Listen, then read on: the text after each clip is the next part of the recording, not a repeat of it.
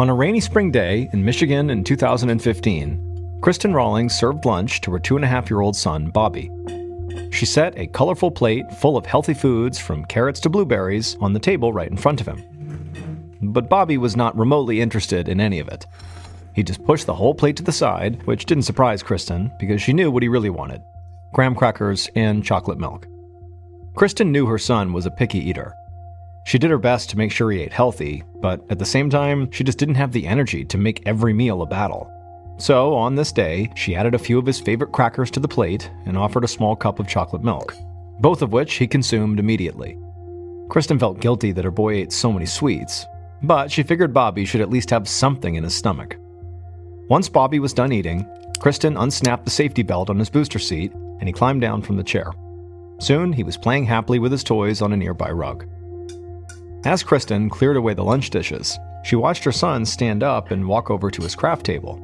She noticed that Bobby was having trouble putting weight on his right leg, but he didn't act like he was in any pain.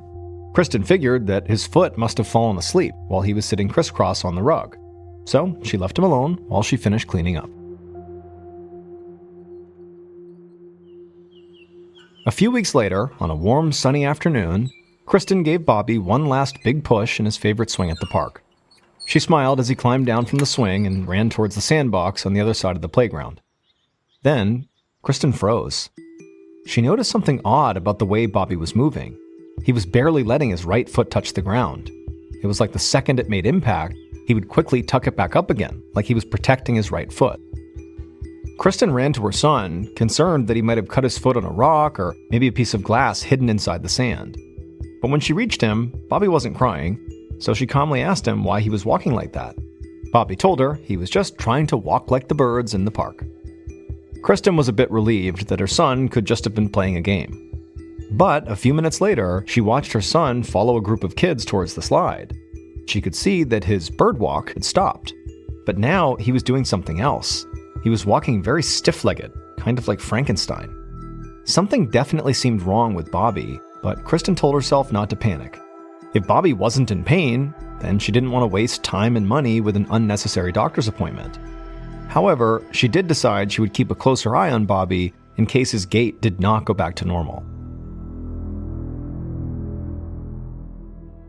Bobby's condition did not improve, and early one morning the following week, Kristen woke up to the sound of him crying and coughing on the baby monitor. She hurried down the hall to his room and she sat with him on his small bed.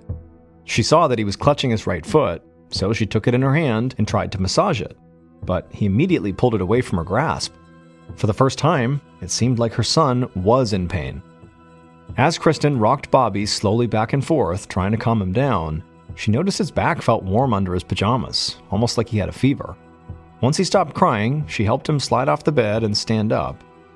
Then, Bobby walked over to his toy box with that same Frankenstein lurch Kristen had noticed in the park the week before. Kristen knew she couldn't put this off any longer. Something was wrong. It was time for a visit to the doctor. Later that day, Kristen held Bobby in her lap as she described Bobby's symptoms to the pediatrician. He told her that cold season typically lasted until early spring. He suspected that that was what Bobby was dealing with. The problem with his leg was concerning, and so the doctor asked her to lift Bobby onto the exam table.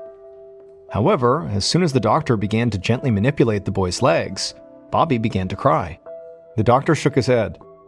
The doctor told Kristen that based on this, he was going to order x-rays of Bobby's legs. Once the x-rays were complete, the doctor pulled up the results on a computer and showed the images to Kristen. He pointed to an area on the long, thin bone on the outside of Bobby's lower leg called the fibula. The doctor said the x-ray was not conclusive, but it did show that Bobby could have a minor fracture there. Kristen had no idea how Bobby could have hurt his leg this badly. He was rarely out of her sight. The doctor reassured her that children's bones usually heal quickly, and the injury did not require a cast. He suggested that Kristen watch Bobby closely and keep him from walking too much for several weeks. After that, they would retake the x-rays and see if Bobby's leg had improved.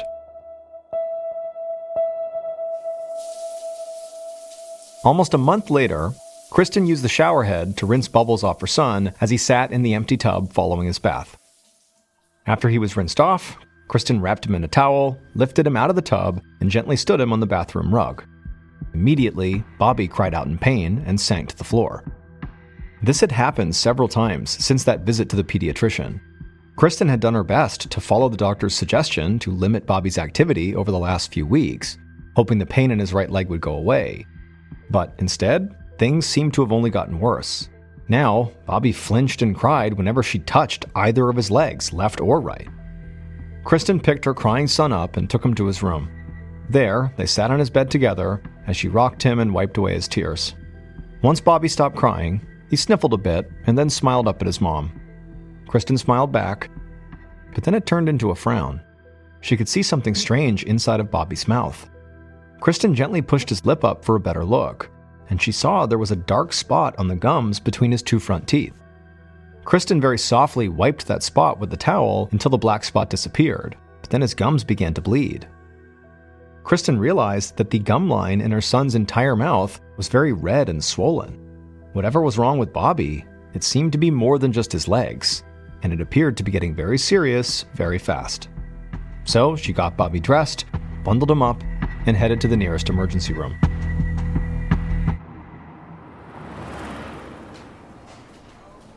About an hour later, at the ER of her local hospital, Kristen stood alongside the doctor as he examined her son. She was doing her best to keep Bobby still and quiet on his hospital bed so she could answer the doctor's questions. But Bobby cried out in pain every time the doctor gave either of his legs even the slightest touch. After a few minutes of this, Kristen noticed a very strange, unfriendly look come over the doctor's face. He called a nurse into the room and then abruptly pointed to a nearby chair and asked Kristen to take a seat. Kristen immediately sat down, like she'd been given a direct order, and now all she could do was watch as her son cried out for his mother from the exam table. And also, from this angle, she could see something alarming. Although Bobby was flailing his arms as he desperately reached for her, his legs were completely motionless. She realized that his legs only moved when the doctor manipulated them. The rest of the time, they lay flat and still on the table. Kristen felt a knot growing in her stomach. Then the doctor whispered something in the nurse's ear. Then the doctor asked the nurse to take Bobby for a CT scan right away to get a closer look at his leg bones. Kristen assumed she would stay with Bobby to comfort him during the procedure, so she grabbed her bag and stood as the nurse began to wheel Bobby out of the room. But the doctor stopped her and told her to stay and give him more detail on Bobby's medical history. Kristen could hear Bobby wailing as he disappeared down the hall. She knew it was important for the doctor to know as much as he could about this situation. So she did as she was told and sat back down and went through Bobby's entire medical history. She told the doctor that Bobby had developed normally as a baby, but she did note that he didn't begin talking as early as other kids his age. Her pediatrician had called it a slight speech delay, but believed he would catch up. Other than that, and the fact that he was a very picky eater like most kids his age, Kristen said Bobby was a healthy, happy kid. And he had been totally fine until 6 weeks ago when she had first noticed his leg pain. A moment later, the door to the exam room opened and a woman stepped inside. Kristen thought this might be a specialist the doctor had called in to discuss Bobby's case, but then the doctor excused himself, saying he would check on Bobby and return shortly. That's when Kristen noticed this woman was dressed in a formal blouse and slacks, not in scrubs like most doctors. She introduced herself to Kristen as a case manager for Child Protective Services, and then she sat down in the chair the doctor had just left. She told Kristen that according to state law, doctors were required to report any suspicions of child abuse, and it was her job to make sure Kristen was not hurting Bobby. Kristen tried not to show just how shocked she felt when she realized this woman thought she was hurting her own son, but at the same time, she knew she had to stay calm and not seem angry. So Kristen clenched her hands in her lap and began to answer the case manager's questions.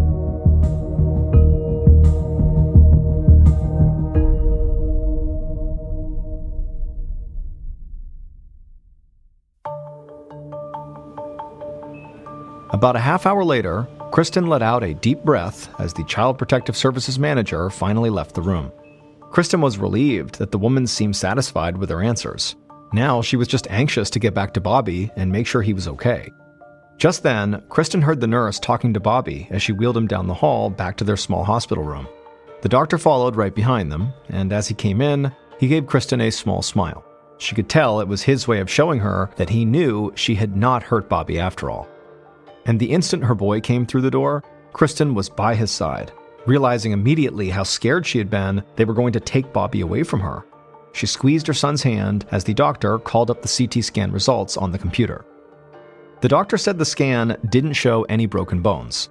Whatever the previous doctor had seen on Bobby's x-rays, it most likely was not a fracture. Kristen sighed with relief. Then, the doctor said Bobby's lab results, they showed his red blood cells were low, and that he had severe anemia. Upon hearing this, Kristen actually felt sort of hopeful. Maybe Bobby's problems could be solved easily by treating the anemia with some iron pills. Maybe the worst of this thing was over. However, the doctor said that anemia would not explain Bobby's leg pain. He said that he wanted to rule out a rare neurological condition called Guillain-Barré syndrome that can cause numbness or even paralysis in the legs. This disorder occurs when the immune system that usually protects us from disease mistakenly attacks the body's own nerves. In Bobby's case, his immune system's attacks could be interfering with his muscle movement and possibly causing his weakness and pain. The doctor asked Kristen for permission to do a spinal tap because that was the only way to test for this condition, and a spinal tap would require him to use a needle and syringe to remove fluid from Bobby's spine. Kristen's heart began to beat faster at the thought of a needle in her child's spine, but she ultimately gave the doctor permission. She hoped that this latest test would finally tell them what was happening to her son.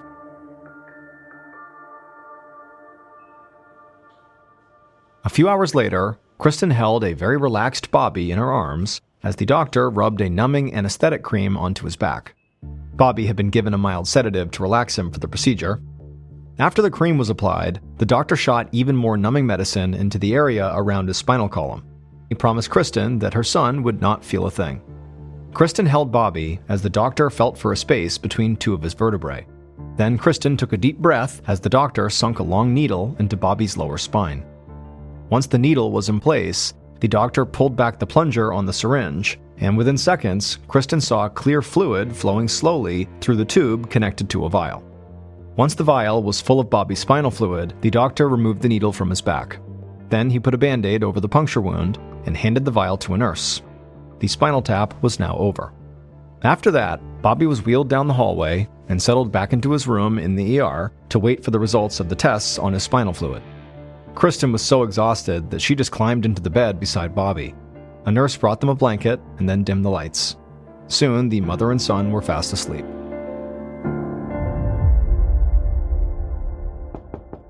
A little while later, Kristen woke up when she heard the doctor give a quiet knock on their door. It was the middle of the night, but Kristen suddenly felt wide awake. She quietly climbed out of the bed so Bobby didn't wake up. She was happy he was finally sleeping calmly. Kristen met the doctor out in the bright hallway. The doctor told her that he had good news. The spinal tap had not shown any signs of an immune system attack, which meant, for now, they did not need to worry about paralysis. Kristen nodded, not really sure how to feel. She was definitely very happy that Bobby had dodged a very scary-sounding diagnosis, but at the same time, she was frustrated by the multiple rounds of testing that as of yet still had not found any concrete answers. Kristen headed back inside the room, and she heard Bobby stirring in his bed. So reflexively, she walked over and reached out to adjust Bobby's blanket so it covered him more. But as she did, she saw something that made her gasp and yell out for the doctor back in the hallway. The doctor immediately came in, snapped on the bright lights, and Kristen pointed to tiny red spots which had suddenly developed all over Bobby's face and neck, almost like Bobby had the measles. And one look at the doctor's startled face told Kristen that something was very wrong with her baby. As the sun began to rise a few hours later, Kristen climbed into an ambulance right beside the gurney that carried her son. They were headed to a pediatric hospital where specialists would soon review Bobby's case. She prayed that somebody there would be able to help him.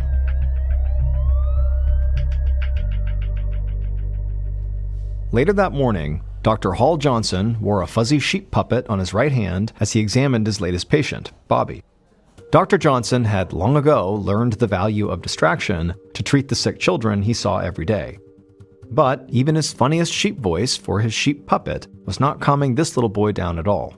Bobby was thrashing and crying in his bed. Dr. Johnson had reviewed Bobby's records and saw that his red blood cell count was dangerously low, and so it made sense the boy was so pale.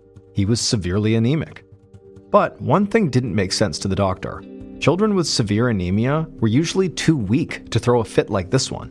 And even stranger, Bobby was only throwing a tantrum with his upper body. The doctor noticed that Bobby's legs weren't moving at all. They just laid there flat on the table in a wide open position like a frog's legs. But to Dr. Johnson's surprise, when he tapped under Bobby's knees with a small hammer, Bobby's legs kicked out in an exaggerated response. Bobby's legs clearly were not paralyzed. It was just that Bobby couldn't or wouldn't make them move. Bobby's gums were still swollen and red, too. As for the strange rash that had bloomed so suddenly at the emergency room, Dr. Johnson could see that it was actually tiny pinholes of blood coming to the surface of the skin, known as petechia. These little spots can be caused by lots of disorders, from bacterial infections to blood disorders. Dr. Johnson asked a nurse to tend to the unhappy child while he led Kristen to the nearby nurse's station. He could see she was as frazzled and exhausted as Bobby, so he tried to be gentle. He told her that after all the testing Bobby had been through, he still had no clear diagnosis here. The boy clearly had a multitude of worrisome symptoms, but so far, Dr. Johnson had not hit on one condition that could kind of explain them all. Dr. Johnson asked Kristen to prepare for her son to be admitted, because even more testing was ahead.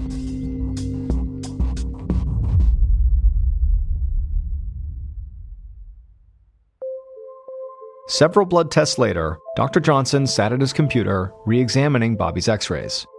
Dr. Johnson had run blood tests for an array of conditions, including lead poisoning and inflammation in Bobby's muscles or bones. But everything came back negative, and Dr. Johnson just felt stumped. So, Dr. Johnson began reviewing Bobby's case from the beginning, including taking another good look at the x-rays that had made Bobby's original doctor think he could have a broken fibula. As Dr. Johnson clicked through the x-rays on his screen, he noticed something strange. Some parts of the bones in Bobby's legs were darker than others.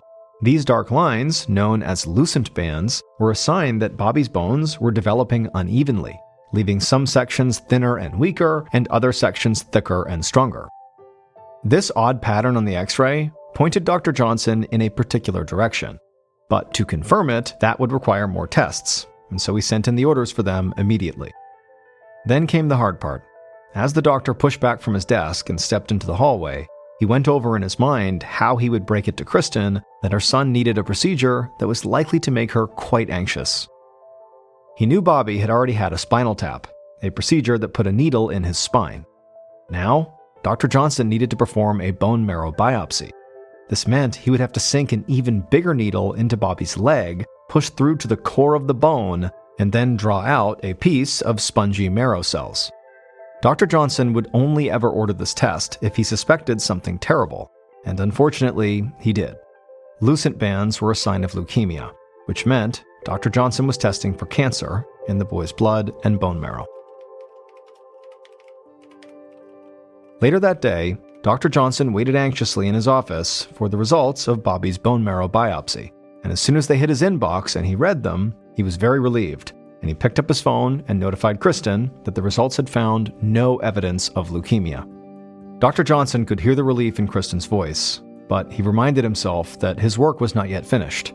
Now that he had ruled out leukemia, he had to turn his attention to another area of suspicion that he had. This time, he needed to look at Bobby's leg bones as closely as possible. To do this, he ordered one more test, an MRI of Bobby's legs. He promised Kristen this was a painless procedure. A few hours later, the MRI results flashed across Dr. Johnson's computer screen, giving him a high-resolution cross-section view of Bobby's leg bones. And finally, he found exactly what he was looking for. The reason for the pain and weakness in Bobby's legs was very clear to see. The outer layer in both of Bobby's thigh bones had thickened and was pulling away from the rest of the bone. Dr. Johnson knew this was a sign of a debilitating condition that used to be common in the 18th century, but was now incredibly rare in kids in the US. It was so rare, most doctors had never even seen a single case of it. Dr. Johnson went back to Kristen to obtain additional information, this time specifically about Bobby's picky diet, and what Kristen told him allowed him to finally diagnose Bobby's condition. Dr. Johnson's hunch was correct. Bobby had scurvy. Scurvy is a disease that was first seen in the 15th century when European sailors began to take long voyages across the Atlantic Ocean, going months or even years without a proper diet. The illness began with the same symptoms Bobby presented: painful joints and bleeding gums, and then as the disease progressed, their teeth would get loose. They'd bleed from the mouth and nose, and their legs and ankles would swell.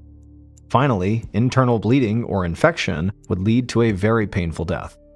On any given transatlantic ocean voyage at the time, at least half the sailors would die of scurvy.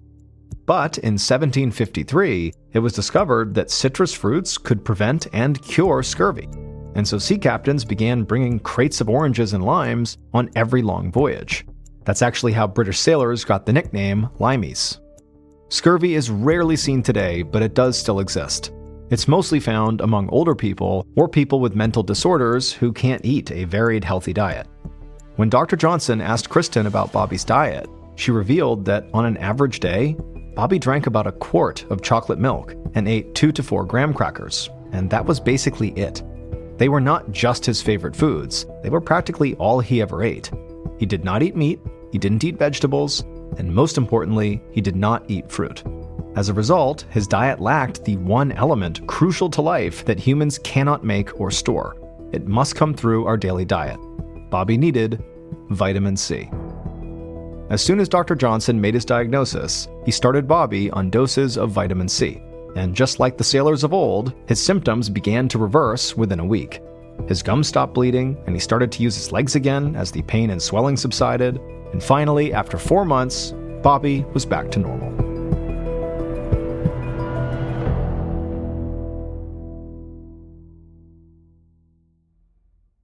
On the morning of November 1st, 2002, a 54-year-old man named Lonnie Turner stood inside the back room of a funeral home, carefully trimming the hair on a dead man's head. Lonnie was the owner and head mortician of the Jones Funeral Home in Navasota, Texas, which is a small town just north of Houston. Lonnie had already drained the blood from the body and filled its veins with embalming fluid. Once he wrapped up the haircut, he dressed the body and then applied makeup, before moving it into its casket for the wake that afternoon. When he was done, Lonnie headed down the hallway and up the steps to his office. The whole time he walked, his feet ached. Lonnie was only 54, but lately, he'd been feeling exhausted from his job, and from all the volunteering he did outside of work. As he reached the sitting area outside his office, he looked at the photos that lined the walls. There were pictures of Lonnie with the town mayor, the Chamber of Commerce, and the Navasota School Board. He was the first African-American member of the Navasota City Council, and just 2 years ago, he'd received the Citizen of the Year award from the Chamber of Commerce. The plaque hung on the wall just outside his office, and every time he looked at it, he felt a swell of pride. But when he went into his office, Lonnie's smile quickly faded. Because his 21-year-old son, Junior, was sitting in Lonnie's chair with his feet up on Lonnie's desk, talking loudly nonstop into his cell phone. Lonnie tried to get his son's attention, but Junior just clearly ignored him. So Lonnie just stood there, arms crossed, giving his son a very stern look. Finally, Junior stopped talking on the phone and turned to face his dad. But instead of saying hello to him, he told his dad that he was about to register for the Texas Mortuary Law Exam, which he had to pass to get his mortician's license. And getting that license was the very first step for Junior to be able to take over the family business, something Lonnie was all too aware of. Now, Lonnie knew part of Junior probably just wanted to get out of his father's shadow.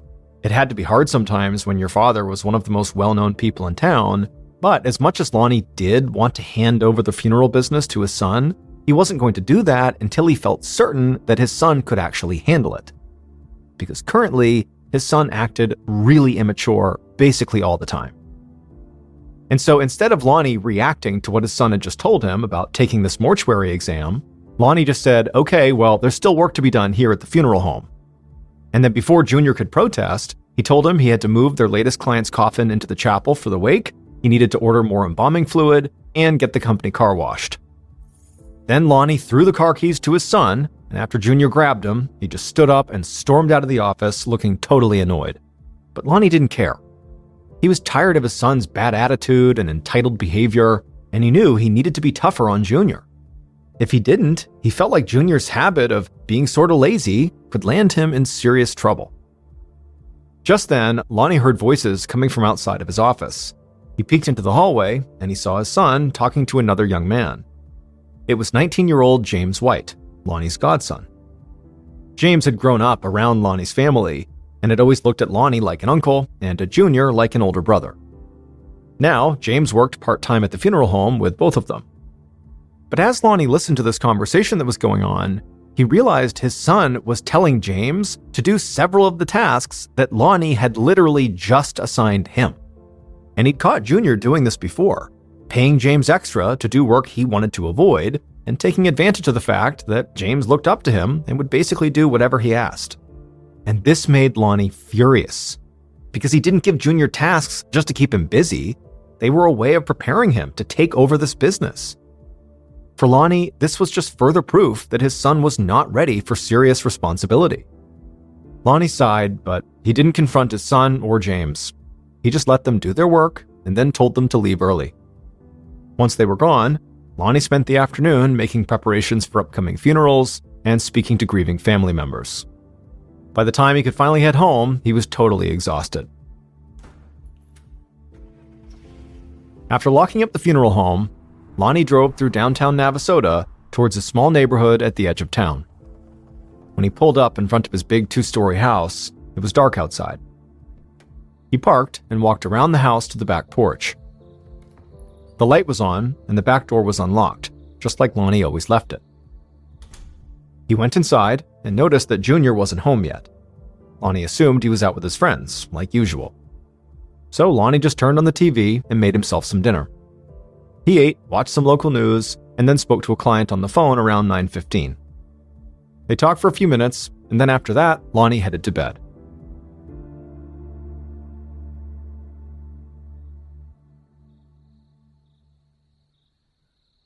And he was so tired from work that day that he fell asleep pretty much immediately. And he was sleeping soundly when suddenly there was this loud creaking noise that woke him up.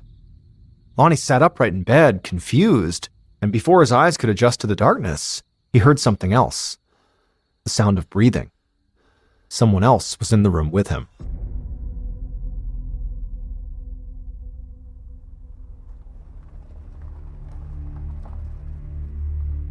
A couple hours later, just before midnight, Lonnie's son, Junior, pulled into the driveway outside the house. As always, he walked around to the back porch as well. But when he got there, he noticed the porch light wasn't on, and it typically was. And so he checked the bulb and actually found that it was slightly unscrewed. So he tightened it until the light came back on. After that, he opened the unlocked door and went inside. He headed upstairs to his bedroom, but on the way there, he noticed his father's bedroom door was open. Now, his dad always slept with the door shut, and it wasn't like him to be up this late. So Junior called out and asked if everything was okay, but there was no response. So Junior walked closer to the open door and peeked inside. But when he did, he saw his dad was not in bed. Instead, Lonnie was lying on the floor beside the bed, perfectly still. And on the wall above him was a huge, dark red streak of blood. Junior just stared for a moment in shock, and then immediately turned and sprinted to his bedroom. There, he lifted up his mattress, revealing a collection of handguns, and he grabbed one at random. He jammed the gun into the waistband of his pants and then fled down the stairs. Junior burst through the back door, jumped into his car, and started speeding towards the nearest police station. As he drove, he used his cell phone to call 911. When the dispatcher asked what the emergency was, Junior told them his dad had been shot and killed. When they asked if he had checked for a pulse, he admitted that he hadn't. He said he'd left in a hurry because he was scared whoever had killed his dad might still be in the house.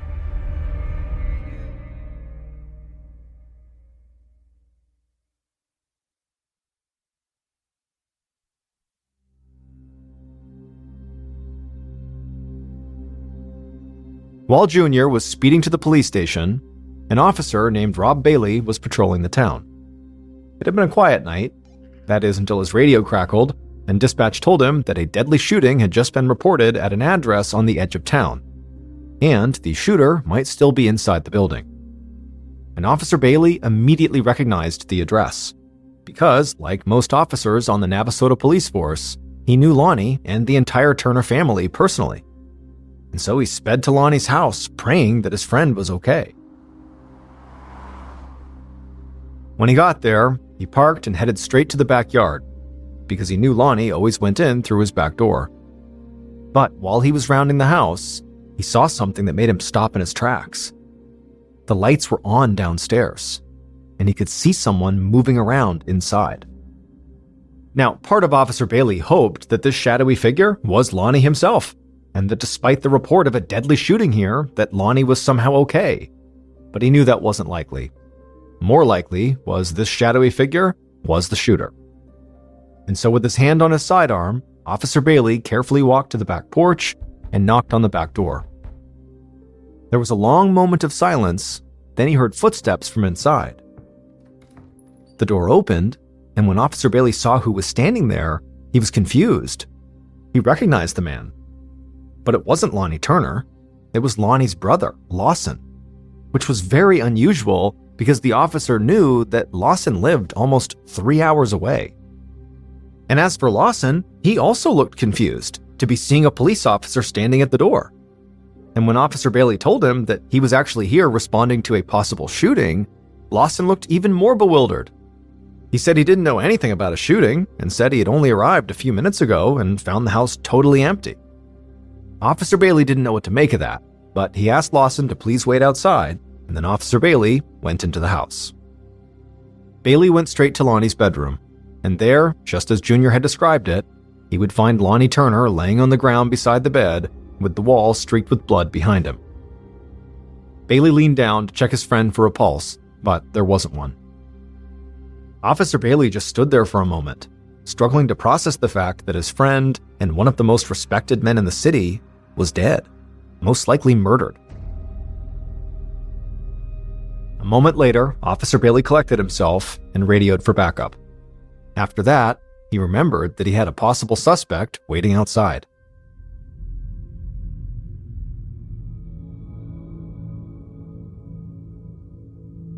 Officer Bailey rushed downstairs and out into the backyard.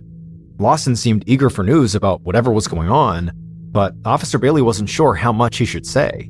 He was a patrol officer, not a homicide investigator, so he was kind of out of his depth. But he still felt like he had to do something. So he asked Lawson what he was doing at his brother's house. Lawson said he was on his way to Houston and he was planning to spend the night at his brother's house to break up the drive. He said he'd gotten to the house just a few minutes before Officer Bailey did, and when he'd gone inside, he'd called out for Lonnie, but no one had answered. He'd even looked in Lonnie's bedroom and didn't see him, so he figured Lonnie was out dealing with some funeral home business and would be back soon. And listening to this, Officer Bailey literally couldn't believe what Lawson was saying. The walls in Lonnie's bedroom were literally covered in blood, and his brother's body was literally laying on the floor in front of him. It didn't make sense that Lawson could have looked inside that room and not noticed those things. So even though Officer Bailey was not a detective and was not in charge of this case, he wanted to see how Lawson would react to the news of his brother's death. So he just came right out and told him. And when he did, Lawson looked shocked and then totally devastated, and then he broke down sobbing. Officer Bailey watched him, trying to judge if his tears were genuine, but he couldn't tell. But just then, Officer Bailey looked up and saw headlights approaching the house. Detective Travis Higginbotham parked in Lonnie's driveway. Higginbotham worked for the district attorney's office and had been appointed as the lead investigator on this case. He already knew that the murder of a local celebrity would garner plenty of attention, and also the fact that the Texas Rangers, who were the state police, had been called in to help on this case only made it more high profile. And so for Detective Higginbotham, he knew this case could either make his career or break it. Higginbotham got out of his car and met up with Officer Bailey in the backyard, and he was surprised to see another man was sitting outside and crying. Officer Bailey quickly explained the situation, and the detective agreed that Lawson seemed suspicious. But before Higginbotham could even begin to think about that, he needed to go inside and survey the crime scene. He went to Lonnie's bedroom and took note of the trajectory of the blood spatter on the walls. Then he examined Lonnie's body, and the detective found 2 bullet casings from a 9mm pistol nearby.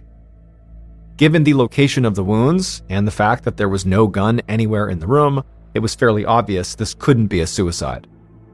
So Detective Higginbotham started looking around for clues about a possible motive for murder. Nothing in Lonnie's bedroom, or the rest of the house for that matter, had been disturbed. Lonnie's wallet and his watch were out in plain sight, and there was also $7,000 in cash in an unlocked safe.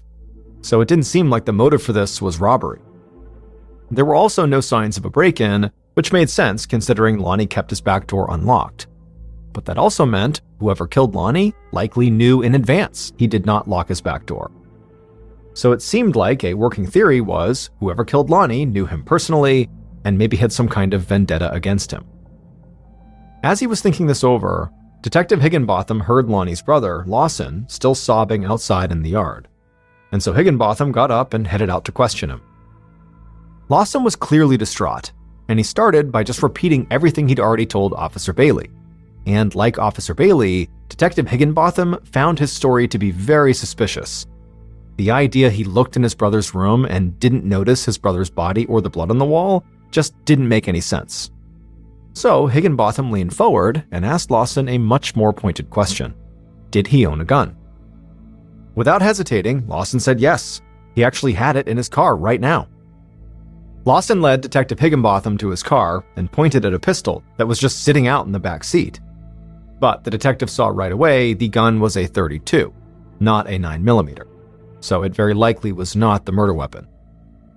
But Higginbotham did not think that proved Lawson was innocent, so he decided to bring him to the station, not for more questioning, but for a test.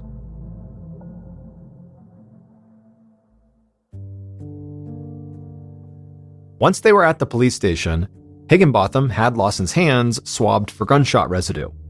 The idea was to see if he had fired a gun recently, like that evening. But the results came back negative. Lawson did not have gunshot residue on his hands. However, that didn't totally rule out the possibility that he had fired a gun that evening, because Lawson could have fired a gun with gloves on, or he could have just vigorously washed his hands afterwards. And so because Detective Higginbotham didn't have any other evidence against Lawson, he had to let him go for now. But the detective was not totally disappointed, because he had another person of interest waiting for him right down the hall. In a nearby interview room, a Texas Ranger was already questioning Lonnie's son, Junior. Detective Higginbotham joined their session and began observing Junior's behavior. Unlike Lawson, who'd been devastated by his brother's death, Junior seemed strangely calm. And his story also seemed very suspicious. According to Junior, when he'd seen the blood on his dad's wall, he had immediately assumed that his dad was shot and killed, even though he didn't hear gunshots or see shell casings, and he didn't check to see if his dad still had a pulse. Junior claimed this was all just gut instinct, but Detective Higginbotham thought it sounded more like Junior already knew what had happened before he'd ever stepped foot into his father's room. But again, Junior swore that was not true. He said he'd been terrified that whoever had shot his dad was still in the house, so he grabbed one of his own guns to protect himself, and then to prove his story, Junior pulled a handgun from his belt and placed it on the table. Higginbotham was stunned. Civilians were not supposed to be allowed to bring weapons into police stations. The detective didn't even know how Junior managed to get the gun inside. But regardless, Junior having a gun during his interview definitely did not make him look any less guilty. However, when Detective Higginbotham took a closer look at the weapon, he saw it was not a 9mm. But still, if Junior owned an arsenal of handguns, the detective figured there could be a 9mm in there somewhere. So, just to be safe, Detective Higginbotham also had Junior's hands swabbed for gunshot residue. And this time, the test came back positive, which would typically mean that Junior fired a weapon that night. But once again, the results were inconclusive, because in theory, Junior could have gotten that residue on his hands simply by handling the pistol he brought into the station. Higginbotham was weighing this possibility when he got a call from the team of investigators who were still collecting evidence at the crime scene. They'd just found the cache of guns under Junior's mattress, and one of them was a 9mm pistol. Now, it would have to be tested against the shell casings found at the crime scene, which would take time, but it could be the murder weapon. And when Higginbotham confronted Junior about this, Junior's response shocked the detective, because Junior claimed that that specific 9mm gun had actually disappeared from his collection several weeks ago. He had no idea how it had gotten back under his mattress. To the detective, this excuse sounded ridiculous, but he asked Junior if, when the gun went missing, did you report it missing? And Junior said no. At this point, Junior's story seemed to be getting flimsier and flimsier. But one thing prevented Detective Higginbotham from arresting him on the spot. Junior claimed to have an alibi. He said he had spent most of the night hanging out with his girlfriend. They ate at a restaurant, then headed to her place for a few hours, and then on his way home after the date, he stopped at a car wash. Higginbotham wrote down Junior's girlfriend's name, as well as the name of the car wash, so he could look into the alibi later. In the meantime, he let Junior go, but promised they would speak again soon. The next morning, Detective Higginbotham made several calls to verify Junior's alibi, and pretty much everything Junior had said checked out. He'd definitely been to his girlfriend's house and the car wash, but there were still small gaps in his schedule where he theoretically could have had time to go home and kill his dad. The detective sighed. Junior and Lawson both had such unbelievable stories. He was sure one of them was lying, but he just couldn't tell which one. Just then, the phone on Detective Higginbotham's desk rang. It was the district attorney, and he had big news. A police officer who'd been cataloging evidence at Lonnie's house had gone on a smoke break, and when he did, he found a pair of gloves and a makeshift mask lying in a creek just 25 yards from Lonnie's front door. Detective Higginbotham's eyes went wide. He knew that if Lonnie's killer had worn that mask, it would probably still carry trace amounts of their saliva, which would contain their DNA. Testing the mask for DNA would take time, but it could potentially solve the case. Higginbotham ended the call feeling much more optimistic about the case. He arranged for DNA samples to be collected from Junior and Lawson so he could compare them to the mask. But almost as soon as the detective did that, he received another phone call, and this one sent him in a totally different direction. That call was from a Texas Ranger who said he'd done some digging, and he had discovered a criminal case involving Lonnie from a few months before his death. Apparently, a thief had stolen several blank checks from Lonnie's office, then made them out to himself, forged Lonnie's signature, and stole close to $8,000 from Lonnie's account. Lonnie found out and pressed charges. And because he pressed charges, this meant the police had copies of those fraudulent checks, and those checks had the thief's name written on them. The thief was Lonnie's 19-year-old godson, James White.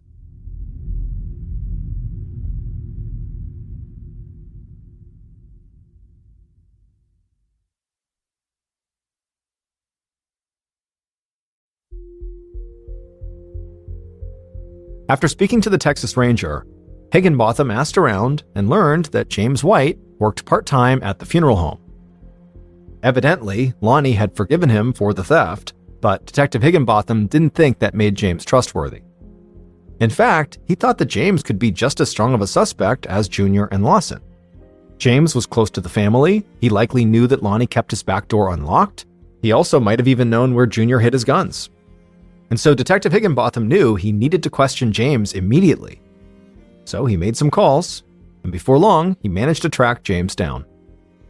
James seemed very upset about the death of his godfather, but he was very cooperative and answered all of the detective's questions. And he admitted to forging the checks, but vehemently denied any involvement in Lonnie's death. And like Junior, he had an alibi for the night of the murder. James said he had been at a club in a neighboring town with some friends who would all be able to confirm the story. Detective Higginbotham promised to contact them. Then he thought back to the mask that had been found outside of Lonnie's home, and he asked if James would be willing to provide a voluntary DNA sample.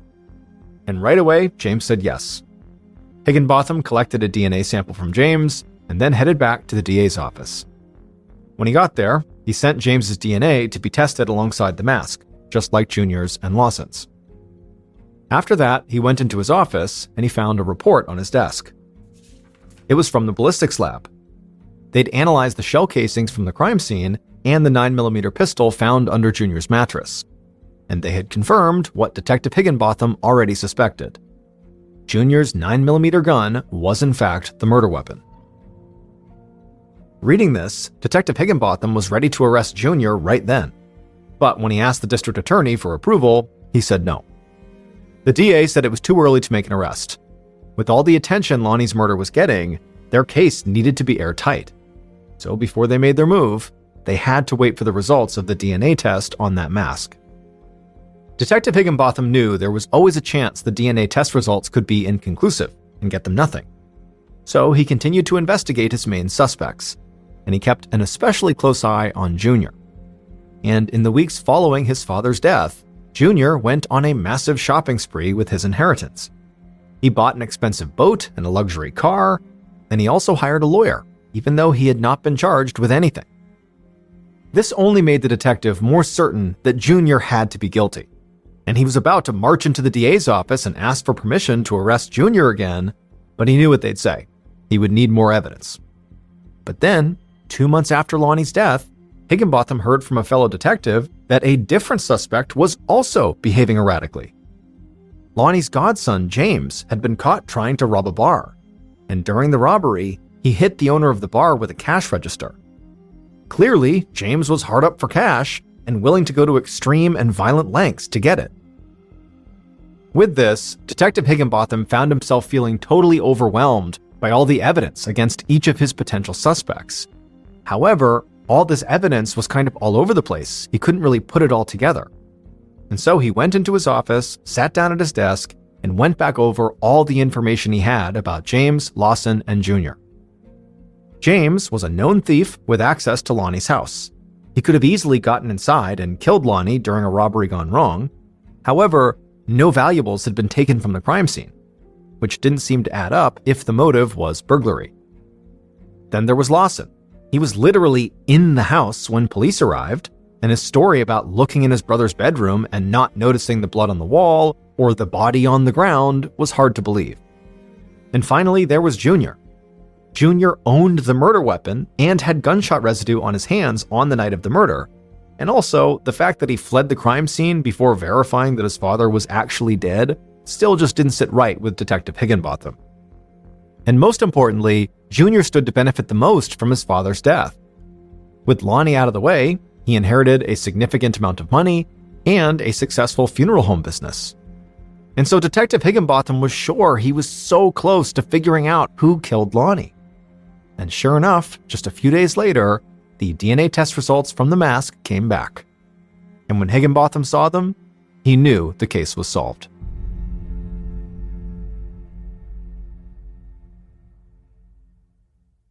Based on the evidence collected at the crime scene and interviews conducted throughout the investigation, here is a reconstruction of what police believe happened to Lonnie Turner on the evening of November 1st, 2002.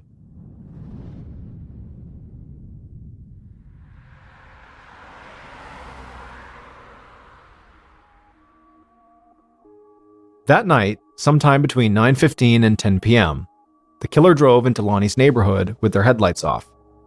They parked outside of Lonnie's house, then put on their gloves and their mask, a mask they had made earlier by cutting holes in a gym shoe bag. Now, if all went according to their plan, no one would see them tonight. But if somebody did catch a glimpse of them, the killer could not afford to be recognized. And so as an extra safety measure, the killer grabbed a 9mm pistol that they'd brought with them, and then stepped out of the car and hurried towards the back of Lonnie's house. When they got to the porch, they reached up and unscrewed the porch light bulb just enough to break the circuit and kill the light.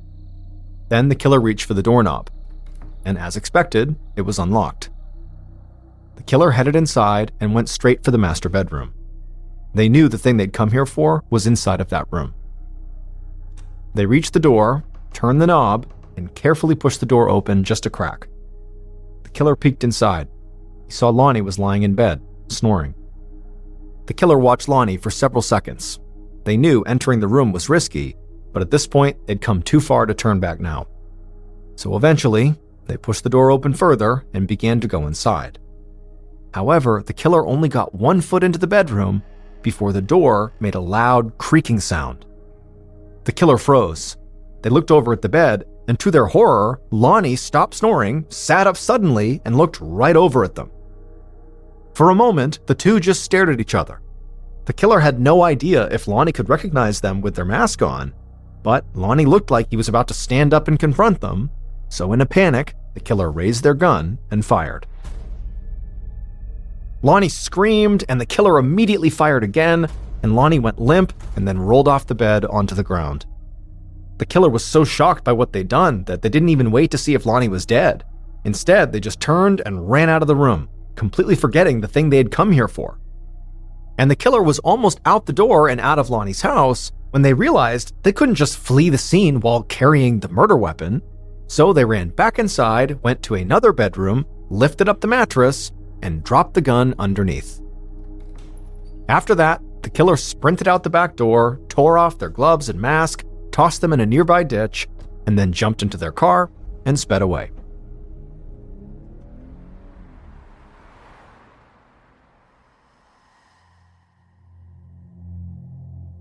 In their panic, the killer never considered the fact that they had been breathing through that mask the entire time they were in the house. So they didn't realize that that mask was full of their DNA. And so if investigators got the mask, it would lead them directly to the killer. When Detective Higginbotham saw the DNA test results, he knew the killer was not Lonnie's son, Junior, who owned the murder weapon, and it wasn't Lonnie's brother, Lawson, who was in the house when police showed up. Instead, the killer was James White, Lonnie Turner's 19-year-old godson. James was desperate for money and willing to do just about anything to get it. And he'd been to Lonnie's house countless times, so he knew Lonnie kept the back door unlocked, and he kept a safe full of cash in the master bedroom. He also knew where Junior kept his gun collection. So James planned a robbery. He bought a pair of gloves and made that makeshift mask, and then 2 weeks before the murder, he stole the 9mm pistol from under Junior's mattress. Not because he wanted to kill Lonnie, but just in case anything went wrong. Finally, on the evening of November 1st, James put his plan into action. But when the bedroom door creaked and it woke Lonnie up, James knew he was caught. So he shot Lonnie in a panic and then ran away without even taking any money, even though Lonnie's safe, which contained $7,000 in cash, was sitting unlocked not far away. Which means James killed his godfather for nothing. James was arrested and quickly confessed to pulling the trigger. He also admitted that he'd convinced his friends to lie about his alibi. However, James insisted that the crime was not actually his idea. He claimed Lonnie's son, Junior, had literally forced him to commit the murder at gunpoint because Junior wanted his inheritance. However, there was no evidence suggesting that actually happened. Ultimately, James White would make a plea deal and received a 20-year sentence. In early 1945, during World War II, the British decided they wanted to take back Ramree Island from the Japanese. Ramree Island is a fairly large, totally flat island off the coast of Burma that was a great staging location to fly air campaigns onto the mainland. So it was a great air base. And the British had actually owned this island, but the Japanese had taken it back from them in 1942. And so here they are in 1945 looking to take it back. So on January 21st, 1945, British and Indian infantry stormed the beaches of Ramree to try to take it back. As soon as they land, they have all this naval artillery support just bombing the crap out of this airbase. It was just a matter of time before they overwhelmed the remaining Japanese. But the Japanese do not want to surrender, and instead they give up the airbase that they were on, so the British take that back, and the remaining 1,000 Japanese soldiers started retreating to the opposite end of the island, to where there was a much larger battalion of Japanese soldiers that they could meet up with. But the only issue with this particular retreat was they would have to go through 10 miles of mangrove swamp where there's poisonous spiders and insects and deep mud, making it almost impossible to move. But they're determined and they head off into the swamp. But what the Japanese were not ready for is what Ramree Island is famous for. A creature that makes poisonous snakes and spiders and insects look like child's play. And they were walking directly into its den. The British troops decided we're not going to go chasing them into the swamp. And instead, what they did is they set up boats, blocking positions outside of the swamp. If any of the Japanese tried to escape, they would be there waiting. And so the only way the Japanese could get out of there would be to go to the absolute other end, 10 miles away, where their Japanese counterparts were. So that night, as the British are just kind of hanging out in their boats staring at the swamp, they start hearing screams coming from inside of this swamp, and it's Japanese soldiers. Then you hear gunfire, and then silence. And then it would start all over again. All over this huge swamp was just screams, gunfire, silence. Screams, gunfire, silence.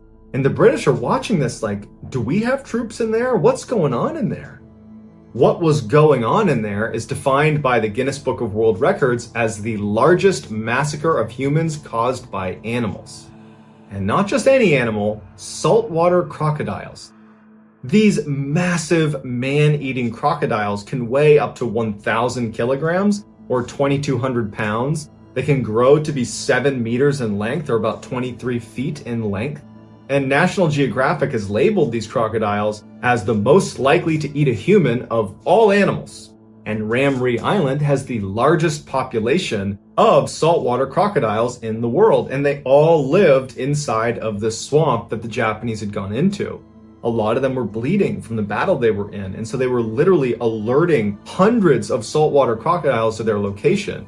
Saltwater crocodiles are notorious night hunters. So what probably happened is the Japanese got inside of this mangrove. The crocodiles were immediately aware of their presence, but they waited until nighttime before they started having a feeding frenzy.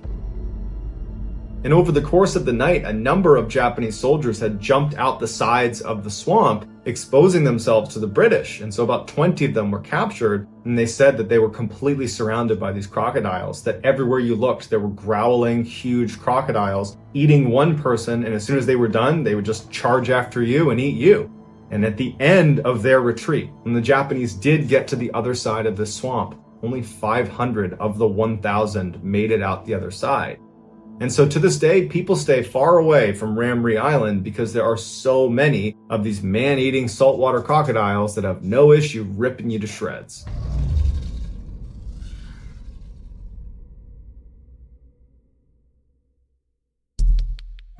Our next story is called Set Z.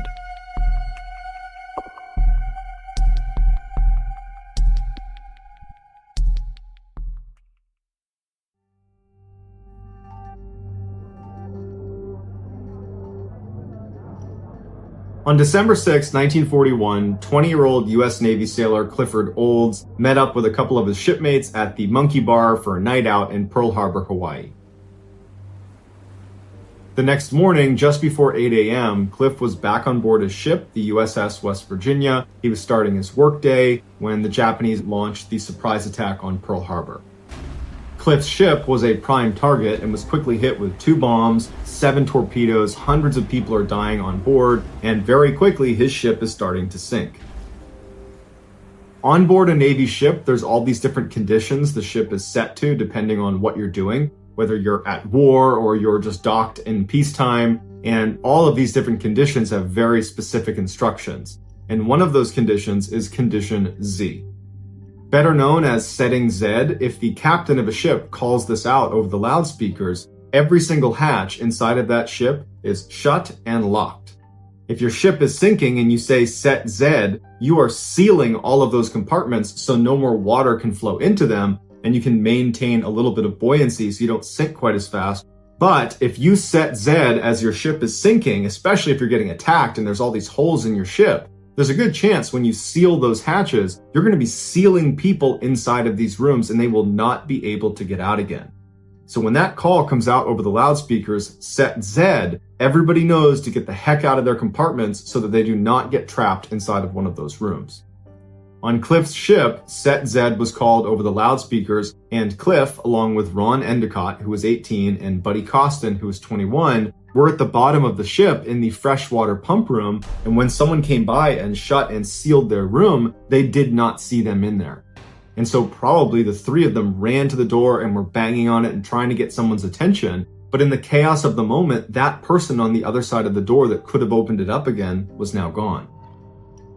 Even though the Set Z procedure did prevent water from going into certain cabins on the West Virginia, it still would sink to the bottom of the ocean along with 17 other ships.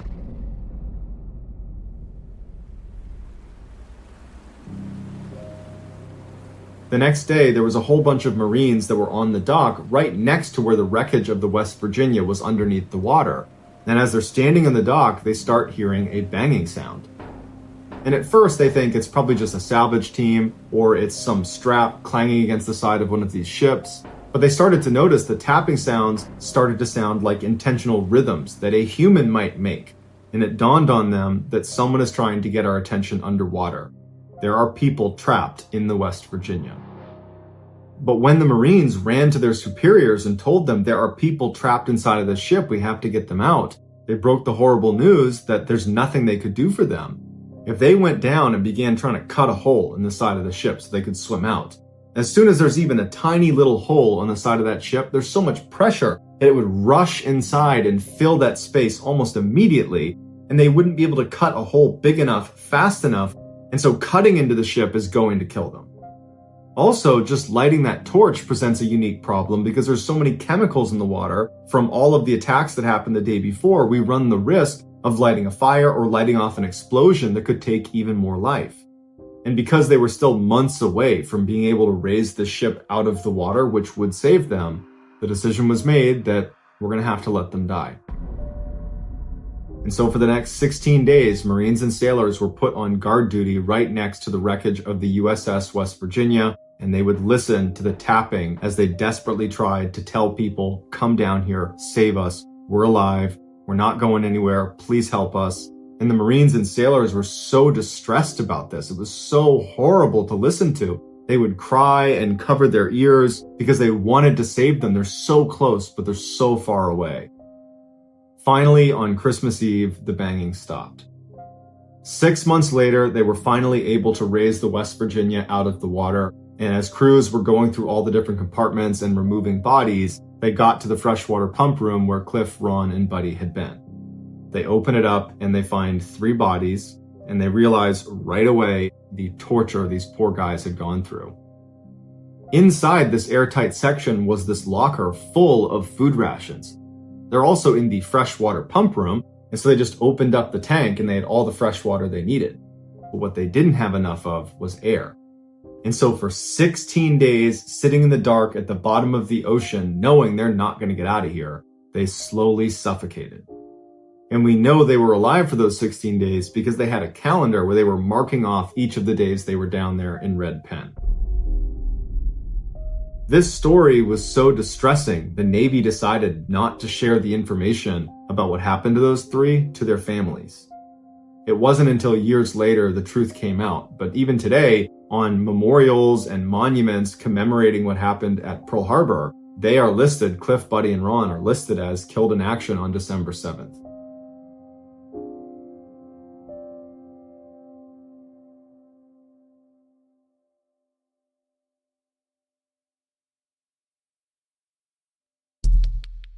The next and final story of today's episode is called Lighter Than Air.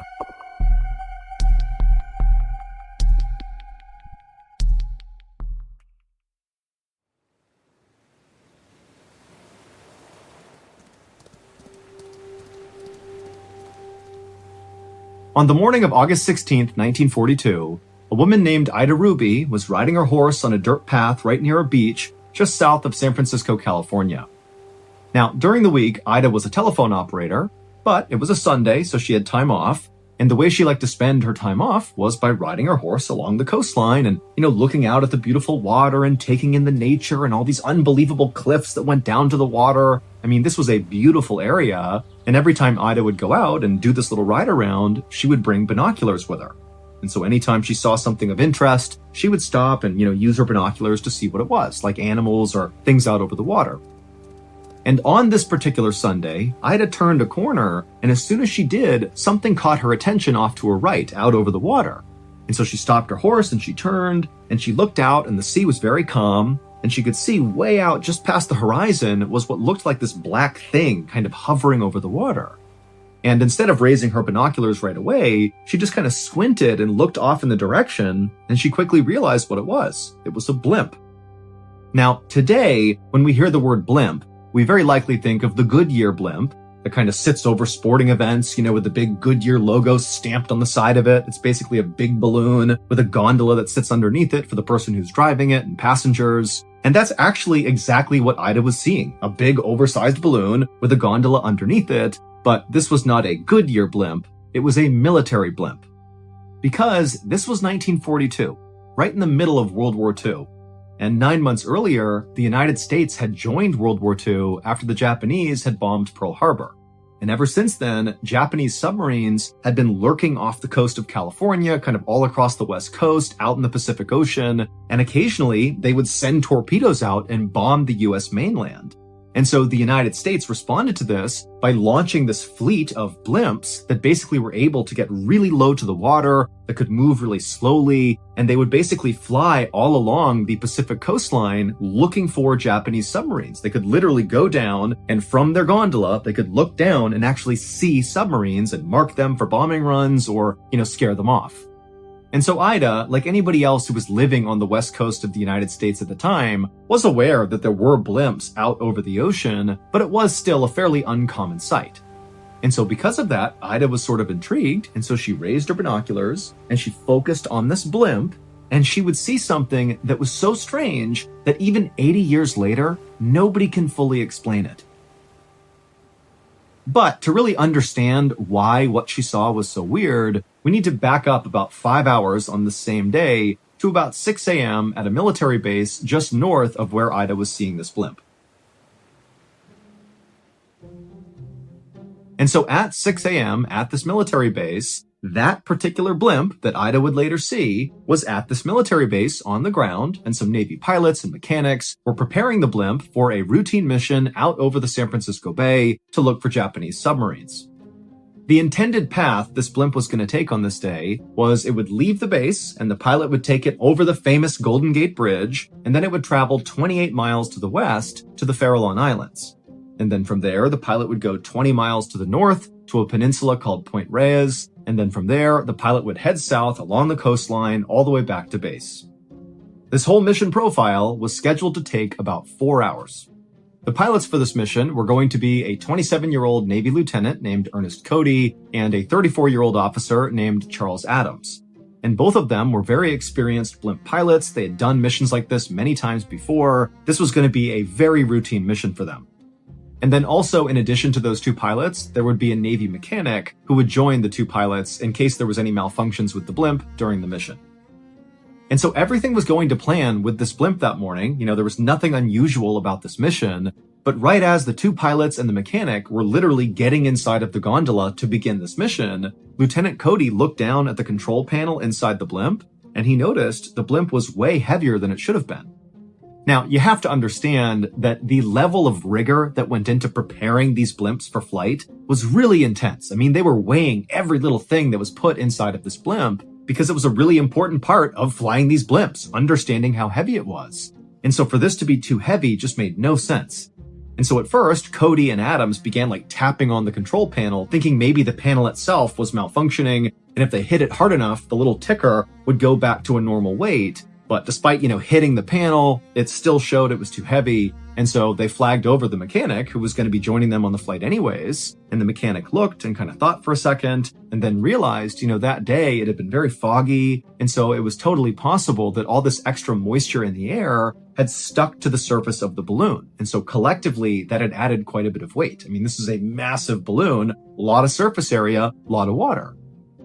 Now, this was not some crisis. At worst, this was an inconvenience. Basically, they had to wait until this moisture kind of burned off once the sun came out, and then they could fly the blimp. But Cody and Adams, they just didn't feel like waiting. This mission was so routine, so simple, they'd done it so many times. And so Lieutenant Cody and Officer Adams decided that the easiest and fastest solution to this problem was simply to tell the mechanic who was going to come with them on this mission to not come with them. Without his weight inside of the gondola, even with this extra moisture in the blimp, it wouldn't matter. The blimp would still be light enough to fly with just the two pilots on board. The mechanic didn't care, so he hopped off, and then Lieutenant Cody and Officer Adams took their seats inside the gondola, and sure enough, when they looked at the control panel, the blimp was ready to go. It was light enough. And so Lieutenant Cody fired up the blimp's engines, and just after 6 a.m. that morning, Lieutenant Cody and Officer Adams lifted off the ground and began their routine mission.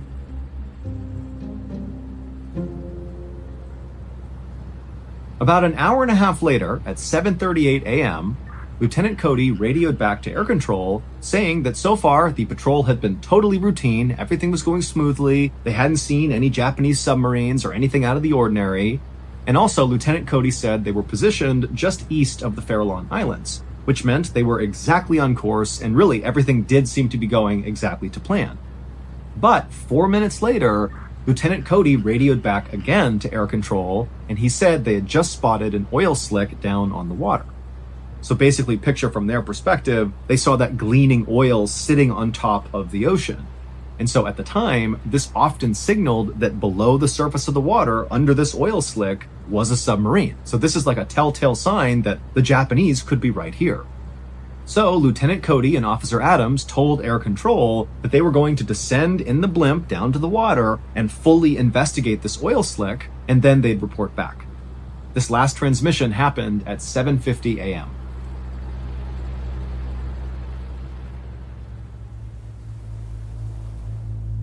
A few minutes later, a fishing boat named the Daisy Gray was gliding slowly through the water just east of the Farallon Islands, when all of a sudden the captain, who's looking straight ahead, he turned the boat and he happened to see straight ahead of him this massive blimp, the same blimp Lieutenant Cody and Officer Adams were in, descending very quickly through the clouds down towards the water. And remember, this was a pretty cloudy day, and so really this blimp kind of came out of nowhere, and this fishing boat captain was very aware that anytime blimps were out over the water, that was because they were looking for enemy submarines. And this captain realized he was heading right now straight in the direction of wherever this blimp was descending towards. And so the captain looked out ahead, and he saw that big oil slick on top of the water, maybe 100 yards away from him, and so he put it together that, oh my gosh, this blimp is going to that slick. That means there's an enemy submarine basically right there. And so in a panic, the fishing boat captain called to his crew to pull in the fishing nets, and he turned the wheel as fast as he could, and he hit the accelerator, doing everything he could to get away from this blimp. Because he knew that typically what happened when a blimp came down and actually found a submarine is they sometimes dropped bombs on the submarine. I mean, this is warfare. And so the fishing boat captain is getting away as fast as he can, and as soon as he's turned around, he looked back, and he saw the blimp was now about 30 feet over the water, and someone inside the gondola was now leaning out over the side, and they dropped two things directly into the water, into that oil slick, and then seconds later, these huge plumes of smoke were coming out of the water. The person had just dropped some flares, basically marking where this submarine was.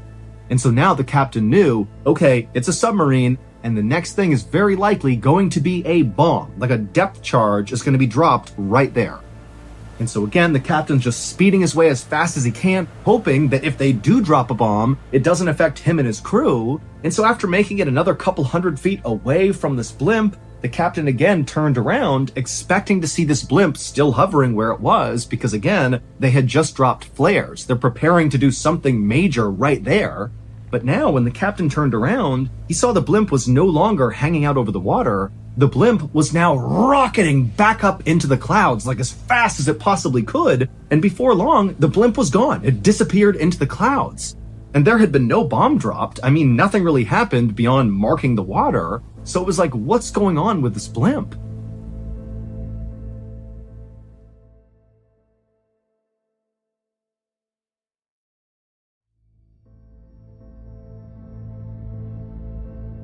Meanwhile, back at air control, the last thing they heard from Lieutenant Cody was, hey, we see this oil slick down below, we're going to investigate, and we'll radio back when we're done. And so Lieutenant Cody and Officer Adams, they had clearly descended down to the water because that fishing boat saw it happen, but then after they rocketed back up to the clouds for some reason, they never radioed back to air control. And so air control is waiting and waiting. They're not hearing back from Lieutenant Cody or Officer Adams. And finally, they began hailing the two pilots to say, hey, what's going on? You said you were going to investigate. What'd you find? What happened? But they could not get in touch with Lieutenant Cody or Officer Adams. And so eventually, after enough time had passed and they still had not heard from these pilots, Air Control sent 2 seaplanes out to that area east of the Farallon Islands to find the blimp and make sure the blimp was okay. But when the seaplanes got out there, they couldn't find the blimp anywhere. I mean, they flew all over the place doing wider and wider circuits. There was no sign of the blimp. And when they looked down at the water in the same area where Lieutenant Cody had called out that slick and where that fishing boat had also seen the slick, well, the slick was gone, or the seaplanes just couldn't see the oil slick. But the seaplanes stayed on station in that area near the Farallon Islands for another 2 hours, just flying all over the place, kind of hoping to eventually see this blimp. And eventually they would. At about 10:30 a.m. that morning, one of the seaplanes spotted the blimp way, way high in the sky, like way higher than any blimp would ever go. It is dangerously high, and it was way off course. But when these 2 seaplane pilots began flying towards the blimp to get eyes on the pilots inside of this blimp, Lieutenant Cody and Officer Adams, well, when they got close enough, the blimp just began rapidly descending, like it was trying to avoid being seen by these seaplanes. And in fact, the blimp descended so quickly that it dropped below the cloud cover, and the seaplanes, they couldn't move that quickly. They had to do a big track to turn back around and try to go lower again. But once they got below the clouds to find this blimp, the blimp was gone. It basically had vanished. And so the seaplane pilots called back to Air Control, and they're like, I don't know what's going on with this blimp, but it's way off course. It was way up in the sky. Now it's somewhere down below, but we can't find it. We got to get in touch with Lieutenant Cody and Officer Adams. There's obviously something wrong. But Air Control would try over and over again to get in touch with these pilots, but neither Cody nor Adams ever responded. They had just gone totally radio silent.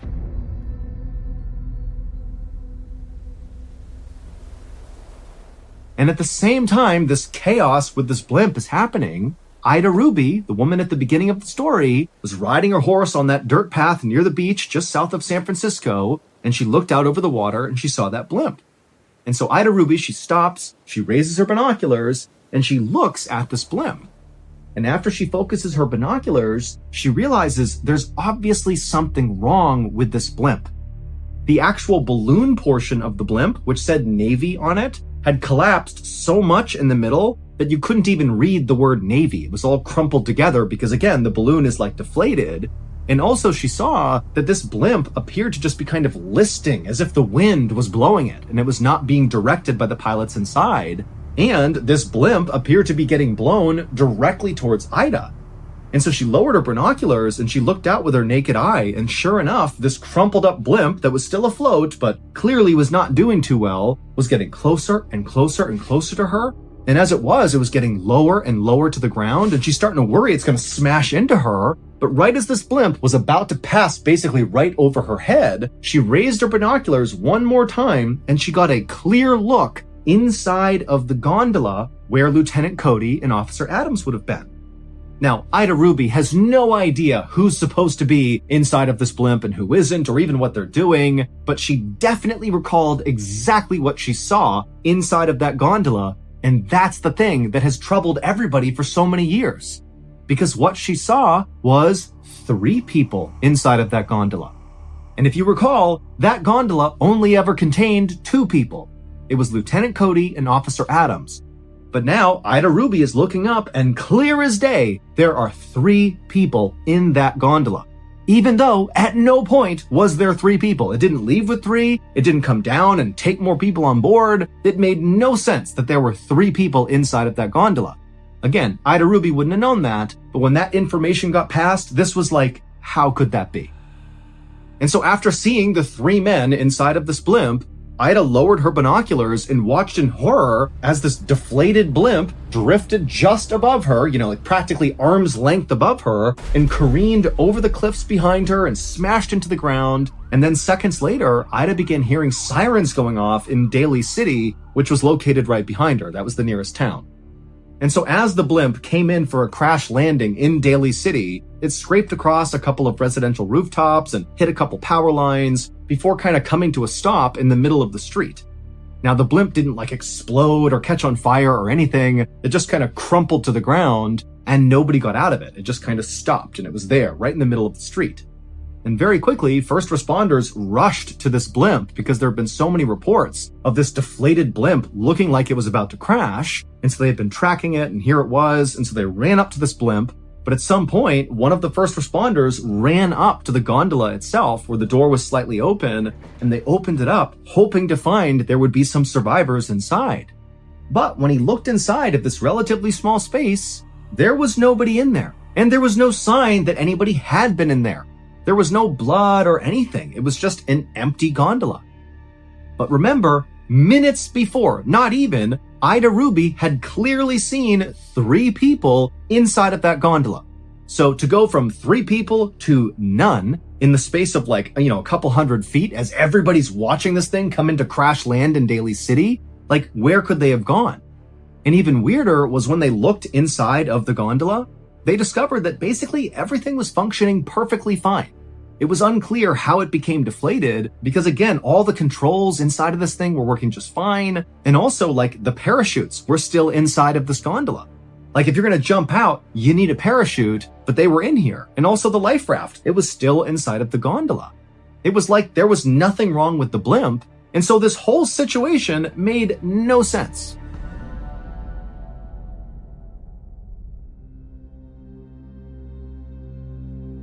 The Navy would launch an exhaustive investigation into what happened with this blimp. And the only explanation the Navy came up with was, well, it looks like Officer Adams and Lieutenant Cody just fell out of the blimp at the exact same time and they disappeared into the ocean. However, both pilots were wearing life preservers and would not have taken those off. That was absolutely 101 for being a pilot of one of these blimps. And so they would have had these life preservers on, and even if they had fallen out and perished, they would have floated to the surface, or if they landed on land, they would have likely been found. I mean, the entire route they had been on was heavily scrutinized and searched, but the bodies were never found. And then also, the Navy could not explain how Ida Ruby clearly saw 3 people absolutely 100 feet away from her inside of that gondola. She had no reason to lie about that. She was just saying, yeah, I looked up, saw 3 people, saw it crash into Daly City. She didn't know there was supposed to be 2 people. She was just calling what she saw, but the Navy had no explanation. And so in the years that have followed this empty blimp crash in Daly City, it's been dubbed the ghost blimp story, and loads of theories circulate about what could have happened here. Some people say that, the reason there was all that extra weight at the beginning of the mission profile at 6 a.m. was not because of moisture on the balloon, but because there had to have been maybe a stowaway somewhere in the blimp. And then after takeoff, they jumped down into the gondola, and maybe they were responsible for whatever happened to the pilots and why the blimp crashed. But it doesn't explain what happened to those 3 people. What happened to the stowaway? What happened to Lieutenant Cody and Officer Adams' body? We don't know. Other theories include that maybe Lieutenant Cody and Officer Adams were somehow captured by the Japanese. And some other people say, maybe Cody and Adams were abducted by aliens. But as far-fetched as these theories might seem, the truth is, we really have no idea what happened on that ghost blimp. Around 11:30 a.m. on August 14, 2005, 2 Greek military fighter pilots flew in their jets high above Athens, Greece, following behind a Boeing 737 commercial airplane. This commercial airplane was Helios Airways Flight 522. It had left Cyprus at 9 a.m. that morning with 121 people on board, and it was scheduled to have landed in Athens 45 minutes earlier. But instead, shortly after takeoff, Flight 522's pilots had stopped responding to air traffic control, and now the plane was just circling right over the city. And so at some point, the military became concerned that perhaps Flight 522 had been hijacked, and at some point, the hijackers were going to crash the plane into a city. And so in response to that, they had sent up these 2 fighter pilots to see what was going on. Now, when the 2 fighter pilots arrived on station in the air right behind Flight 522, at first, they couldn't tell what the issue was. There was no fire or visible smoke or any damage to the aircraft. And so the 2 fighter pilots in tandem flew up alongside the plane so they could look inside the windows. And when they did, and they saw inside to the actual fuselage, they saw all the oxygen masks were dropped down in front of the passengers, and all the passengers had the masks on. However, all the passengers were passed out. They were slumped over with these masks strapped to their faces. Now, the fighter pilots had no idea if these passengers were unconscious or dead or some combination, but for right now, all they cared about was, are the pilots conscious and able to fly this craft? And so the two fighter pilots flew up until they were parallel with the cockpit, and they looked in the window, and they saw not the pilots. They saw the oxygen mask drop down, but the pilots were not there. Instead, they saw this one guy who was clearly not a pilot. He was not in a pilot's uniform, looking out the window at them, just waving, just some random guy. And so the two fighter pilots had no idea what to make of this. Before the fighter pilots could even begin to react to whatever was going on here, this random guy in the cockpit looked out at one of the fighter pilots and just began gesturing down with his index finger, and then a moment later, Flight 522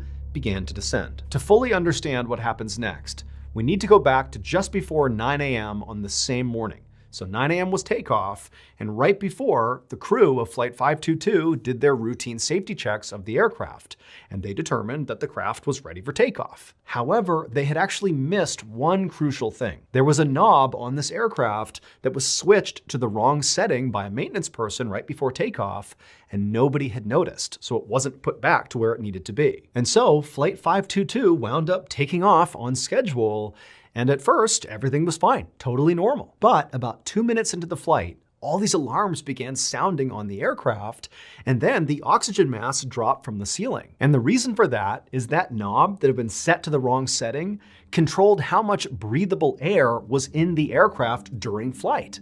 It basically had been switched to off. So there was nothing to breathe in the airplane. And so by the time these masks were dropping down, people on the plane were already passing out, including the pilots. They were passed out pretty much immediately when those masks came down.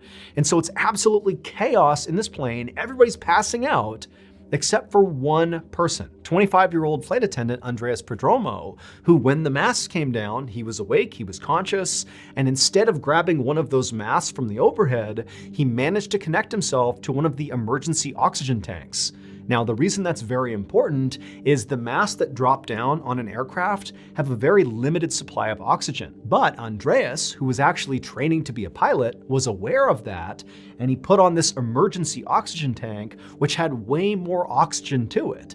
And so suddenly he's breathing a much longer air source, and he's looking around the plane, and everybody's passed out except for him. Now, we don't know at what point he learned this, but at some point, Andreas would have noticed, as he's breathing on this emergency oxygen tank, that out the window he would see the plane is just flying in circles. And it would have dawned on him that not only are the passengers out, but very likely so are the pilots. And so literally there's nobody flying this plane. And so he had a decision to make. Either he was going to just sit here until the plane crashed, or he was going to do something, like try to fly the plane. And that's what he ultimately decided to do. And so Andreas stood up, he took his oxygen tank, and he headed into the cockpit, and after moving aside the unconscious pilots, he attempted to fly this plane. And so the two fighter pilots who flew up alongside the cockpit and looked in and saw that one random guy who was waving to them, that was Andreas. And unfortunately, despite the fact that Andreas was training to become a pilot, he was not remotely qualified or skilled enough to fly a big Boeing 737. He had no idea how to fly this aircraft. And making the situation even worse is very shortly after Andreas entered the cockpit, the plane ran out of fuel. And so it left its automatic holding pattern that it had been in, flying in circles, and just automatically began trying to descend. But that required pilot input to land the plane. But Andreas knew he couldn't possibly land this plane successfully. And so as the plane automatically began its descent down towards Athens, this huge city full of people, Andreas did the one thing he could do. He took one last look at one of the fighter pilots outside the window, and he gestured to them that the plane was now beginning to descend. And then Andreas, he grabbed the yoke of the aircraft, and he intentionally banked it to the left, basically flying the plane away from Athens, and he guided this plane into an unpopulated hillside where it crashed. Andreas and all 120 people on that plane all died in the crash. However, because of Andreas's heroic final act of steering the plane away from Athens, not a single person on the ground was hurt. On the evening of February 1st, 2009, a 32-year-old man named Luo Jinfa stood in the doorway of his apartment in Taiwan, waiting for his landlord to finish lecturing him about being late on his rent. Luo had just moved into this apartment 2 months earlier in December. And this was not a very nice apartment. It was a cramped downstairs unit with no air conditioning, so it was really sweaty and awful in there most of the time. But it was all Luo could afford. He wasn't working right now and knew this was the best he was going to get. As the landlord continued to berate Luo about how he was totally within his rights to evict Luo if he didn't pay him, how he'd already given Luo an extension, and what's going on here, you got to get your act together. As all that was happening, Luo just was totally quiet and just was waiting for the landlord to be quiet. Because at this point, Luo didn't really care about the rent side of this discussion. He just wanted his landlord to be quiet so he could ask him a very strange but important question. And finally, after about 5 minutes of the landlord just ranting, the landlord stopped for a second to try to calculate how much interest he could potentially charge Luo. And as the landlord began scribbling notes on his notepad, Luo saw his opportunity. And he said, "Excuse me, I don't mean to interrupt, but I actually need to ask you something." And the landlord was sort of caught off guard by the way Luo was approaching him. The landlord thought he was intimidating Luo, so the idea that Luo was now gonna, interrupt him and go a different direction with this conversation felt sort of disrespectful. But the landlord looked at Luo like, "What question could you possibly have?" And Luo just said, "Do you know if anyone's been murdered inside of my apartment?" After Luo asked the question, the landlord just stared at Luo like he didn't really know how to process this question at all. But then after a moment, this look of shock disappeared, and once again, the landlord was just annoyed with Luo and said, "You know what? I know what's wrong with you, but I'll be back in a month and you better have your rent." And then the landlord just turned around and walked away without answering Luo's question. Now, Luo was pretty stressed out about paying the rent. He had no money and had no idea how he was going to pay his landlord in a month. But the much more pressing issue in Luo's life were the very strange things happening inside of his apartment, which is what prompted him to ask that strange question to his landlord. And so not getting an answer to that question just made this whole situation that much more stressful for Luo. And so after the landlord disappeared down the hall, Luo kind of hesitantly turned back around and went back inside his apartment and shut the door, and immediately he just felt terrified. 1 month later, on March 2nd, 2009, a day after the rent was due, Luo's landlord had still not received rent from Luo, and so he spent that entire day, March 2nd, calling Luo, trying to get him on the phone to be like, "Where's my money?" But Luo wasn't answering his phone, and so eventually the landlord went to Luo's apartment and knocked on the door. Eventually, when Luo didn't come to the door, the landlord just used his own key to let himself in. Now, the landlord didn't really know what to expect when he walked inside of Luo's apartment. All he knew was that Luo was kind of a weird guy, and he certainly wasn't paying rent, and his general impression of Luo was definitely a bad one. And so he kind of expected the apartment to reflect the negative things he thought about Luo. But when he stepped in there, even the landlord was shocked at what he saw. The apartment was in total disarray. Furniture was all over the place and stacked up against the walls in weird arrangements, and there were all these bottles of empty alcohol all over the place. There was a freezer that Luo had moved to the middle of the living room floor. The place just was a total mess and just kind of all over the place. But the thing that really creeped the landlord out the second he walked in there was that all over the walls were these yellow and red pieces of paper with prayers written on them that had been stabbed into the wall with individual knives. Like Luo had taken a prayer and stabbed it to the wall over and over and over again, all over the apartment. Now, the landlord had no idea what to make of any of this. He just knew he was done with Luo. He was evicting him. And so he quickly searched the apartment just to make sure Luo was not really in here. And he wasn't. The apartment was empty. And so after that, the landlord just left the apartment. He locked the apartment. He went and got a new lock at the hardware store, came back, replaced the lock, and was determined to never let Luo ever come back. And in fact, Luo would not come back. The landlord never had to worry about, telling Luo to stay away. He just never came back. And for months, Luo's old apartment just sat empty. Fast forward 7 months after the landlord went inside of Luo's apartment, and the landlord's brother approached the landlord and said, "Hey, can I rent out that apartment? No one's using it." And the landlord said that was fine, but the brother would have to clean up the apartment because nobody had touched it since Luo had lived there. So a couple of days later, on October 18th, the landlord's brother, along with the landlord, met at Luo's apartment. They went inside and they totally cleaned it out. Basically, all all the furniture and the lamps and everything in there, some of Luo's old clothes and things he had left behind. They took it all out of the apartment and they loaded it into a truck and they drove to a nearby recycling facility where they sold whatever they could and then dumped the rest, and then they left. However, when the workers at the recycling facility began processing some of the junk that had been left behind by the landlord and the brother, they made a discovery that immediately made them stop and contact the police. It would turn out Luo had not actually abandoned his apartment. In fact, he had never left his apartment. So Luo had become totally convinced that his apartment was haunted by a ghost. At night, he would hear walking around above him, even though he knew nobody actually occupied the apartment right above him, and so the footsteps didn't make any sense. And then sometimes he would claim that he would see these shadowy figures wandering around inside of his apartment. Now, it's worth noting that Luo did have mental health issues and he was a drug user, but he was absolutely adamant to the people he spoke to that there was something strange happening inside of his apartment. And so he began to wonder if, maybe somebody had been murdered in his apartment and their ghost was now haunting him. Hence the question to his landlord. And so this haunting, or whatever it was, just continued night after night, day after day for Luo, and it was driving him absolutely mad. But Luo discovered there was actually one place he could go in his apartment that would sort of protect him from whatever was happening inside of there. And that was to lock himself inside of his bedroom. However, his bedroom was not a real room. His bedroom was that big freezer the landlord found sitting in the middle of his living room. Luo had been climbing in there and shutting it to protect himself from this entity at night. But he would always prop the lid open just enough so that air could come in and out of there because it was airtight. However, shortly after Luo's conversation with his landlord about being late on rent, Luo had gone back inside his apartment, gotten really drunk, climbed inside of his bedroom, shut the lid, and forgot to prop it open. And so as he lay there, he slowly suffocated to death because there wasn't any circulation. And after he died inside of his freezer, nobody found him. And then 7 months later, after Luo's landlord and his brother emptied out Luo's apartment, they brought that freezer along with everything else to the recycling facility where the workers there would open up the freezer and they would find Luo.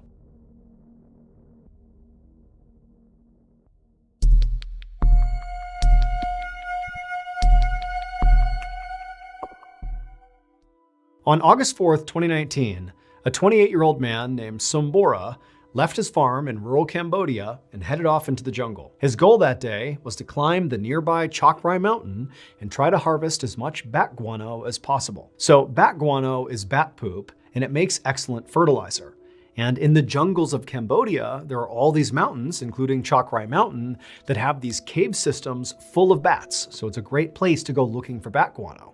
And Sum and his family, they would go out there and harvest as much as they could in order to support their farm. This is kind of like their main business. And so on this particular day, Sum was not just going to climb this mountain and go into random caves and hope for the best. Today, his mission was to go to one cave in particular that he knew had a ton of bat guano inside of it, mostly because the other people in the area that went out harvesting bat guano, they wouldn't go into this cave.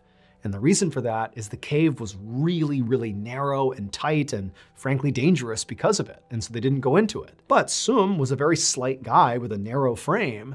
And so he could basically get himself into tight spaces and reap the benefits of places like this cave. And so after hiking for about an hour through the jungle and then up this mountain, Sum finally reached the entrance to this particular cave. And it was an opening that was about 3 feet by 3 feet, and you really couldn't see very far into it. But Sum knew what he was doing, and pretty much immediately got down on his stomach.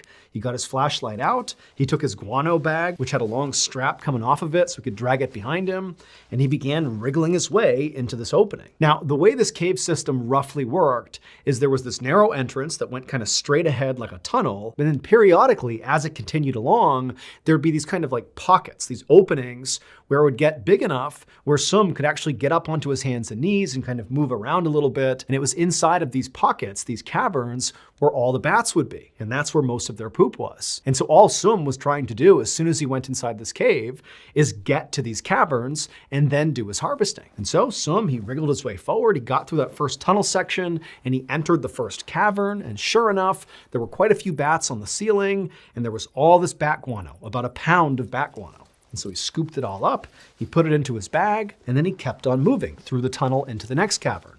And as he was making his way down that second stretch of tunnel, shining his light ahead, he saw what looked like the walls moving up ahead when he was looking into the next cavern. But he knew that was not actually the wall moving, it was a whole bunch of bats in this next cavern.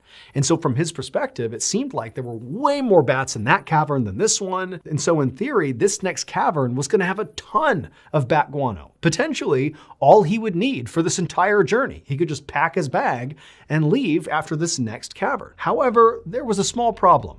Now, Sum had come to this spot many times before, and he knew that going from the first cavern to the next cavern had a little bit of a hiccup. On the ground, as you crossed the threshold into this second cavern, was a crack in the ground that basically ran perpendicular to the way this tunnel ran. Now, the crack was only about 6 inches wide, but when you were over it shining a light down into this crack, it was like it went on forever. It was like this unending hole in the earth. And so Sum always just got creeped out climbing over this crack because there was really no way to go around it. You really had to go right over the top of it because all he was thinking about is like, what's down inside of this deep hole in this cave? It's reminiscent of how people are scared of really deep oceans, like thalassophobia. It's fear of what's down there. And so Sum just really didn't like it. But again, he knew there was going to be a ton of bat poop if he could just cross over that crack, and so it was worth it. And so Sum, he wriggled his way through the tunnel, he reached the crack, he kind of shined his light down, and again saw just this never-ending pit that just shot straight down into the earth. But Sum took a deep breath, and he wriggled over the top of it successfully, and after he crossed it and he was about to enter into the cavern to get this huge bat guano payload, he felt something tugging on him, and immediately he was terrified and he whipped his head around wondering what could possibly be grabbing him. When he realized nothing was grabbing him, it was his guano bag that he dragged behind him with that big strap. It had gotten stuck on the crack itself. Sum was immediately relieved because he had really hyped up the idea that maybe there was some monster behind him or something, but there wasn't, and so he just kind of grabbed his strap and kind of jimmied the bag out of the crack. But as he did, he lost his flashlight. So he's moving the bag and he kind of fumbles the flashlight, and the flashlight rolled backwards into the crack. And as soon as this happens, Sum is watching with horror as he's seeing the light kind of jostling around as it tumbles down into the crack, but then it comes to a stop. Like it didn't just fall endlessly into the earth, it got wedged at some point, and the light from the flashlight was actually shining straight up. So it was pretty near the surface. And so Sum's thinking to himself, okay, that's bad. I can't lose my flashlight. I have to be able to see to get the bat poop and to get out of here.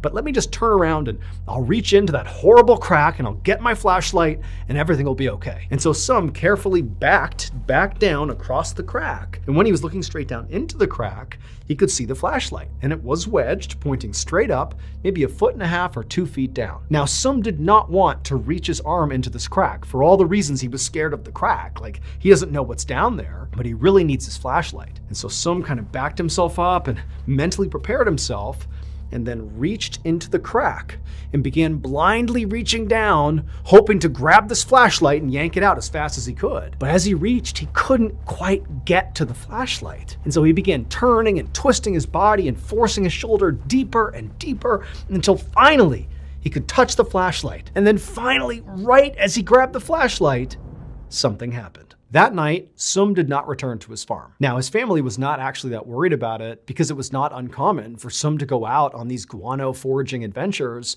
and be gone for, a couple days at a time. However, after another 2 days went by and still Sum had not returned, his family started to get worried.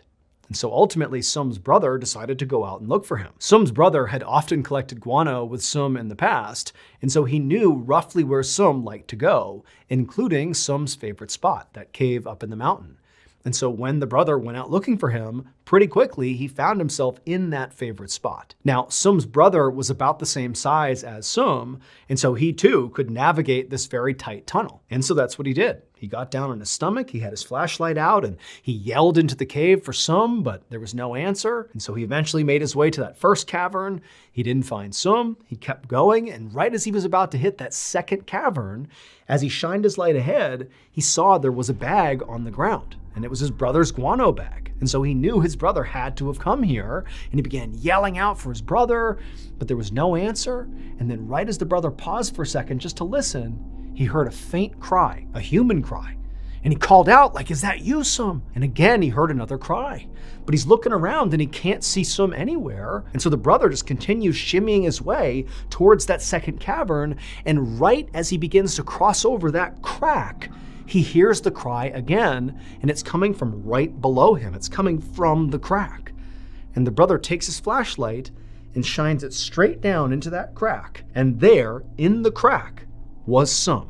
He was wedged all the way inside of the crack. It would turn out, a few days earlier, when Sum was in this cave reaching for his flashlight, he couldn't quite get his fingers around the flashlight. And so he kept turning his body more and more until his body was parallel with the crack itself. And then finally, right as he's leaning down and he gets his hands on the flashlight, he rolled and fell into the crack. His whole body basically perfectly fit into the crack, and down he went several feet where he wedged into the crack. And then once he was wedged down there was nowhere to go. He was absolutely trapped. And so Sum laid in this crack for days, having no expectation he was going to get out.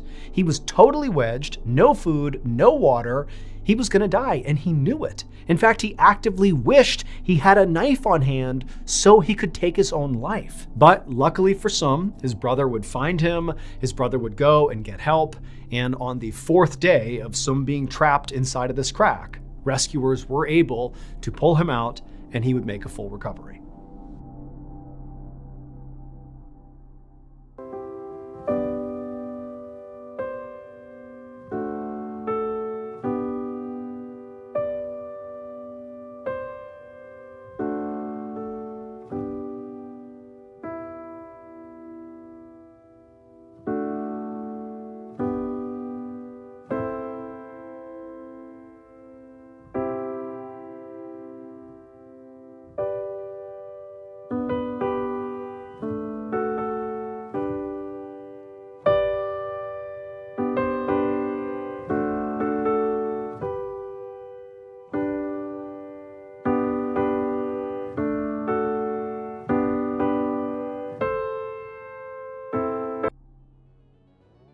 I'm going to play you a clip from one of our Ballin' Studios podcasts, Run Fool. After you're done listening to it, be sure to check out Run Fool on any podcast platform.